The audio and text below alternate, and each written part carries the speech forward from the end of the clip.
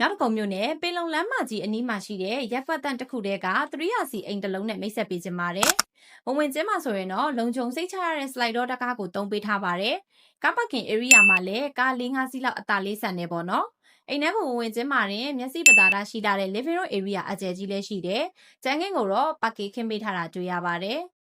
ဘေးကရမှာဆိုရင်တော့ Master Baron အခန်းတစ်ခန်းရှိမယ်။ကျဲဝန်းနဲ့အလင်းအောင်ရရှိမဲ့ပုံစံမျိုးပုံဖော်ထားပြီးတော့ aircon တစ်လုံးနဲ့တက်ဆင်ပေးထားပါတယ်။အိမ်ခန်းရဲ့မျက်နှာချင်းဆိုင်ကိုကြည့်လိုက်ရင်တော့ dining room နေရာအကျယ်ကြီးရှိပြီးတော့မိသားစုတွေအတွက်ထမင်းစပွဲအကြီးကြီးထည့်ကျင်နေဆိုရင်တော့မှအသာလေးထည့်လို့ရမယ်အကျယ်ရှိတယ်။ပြီးတော့မိဖို့ဆောင်ကလည်းအခန်းတီးတက်လုပ်ပေးထားတာဆိုတော့အဲကန်းကိုဟင်းချက်တဲ့အနက်တွေမရောက်နိုင်တာကြောင့်စိတ်ကြိုက်ချက်လို့ရပါတယ်။ဒါကတော့ Common WC နဲ့မိရုံအခန်းလေးပါ။မြင်ကြီးတက်ကိုကြည့်ပြီးပြီဆိုတော့ဒုတိယတက်ကိုလည်းလိုက်ကြည့်ပေးပါအောင်ရှင်။တက်လာတဲ့လေကားတစ်လျှောက်ကမီးဆိုင်ကြီးကလည်းမီးလာတဲ့အချိန်ကျရင်အရန်အောင်လှနေမှာပါ။ဒါရင်ဘဲလားဆိုတော့လည်းမဟုတ်သေးပါဘူး။ချစ်စရာကောင်းတဲ့ဝရဏလေးလည်းဖွက်ထားတာတွေ့ရပါတယ်။ဒီ area မှာဆိုရင်တော့ကျဝန်းနဲ့အင်ရှင်စိတ်ကြိုက်ထားလို့ရမယ့်နေရာလေးလည်းဖြစ်ပါတယ်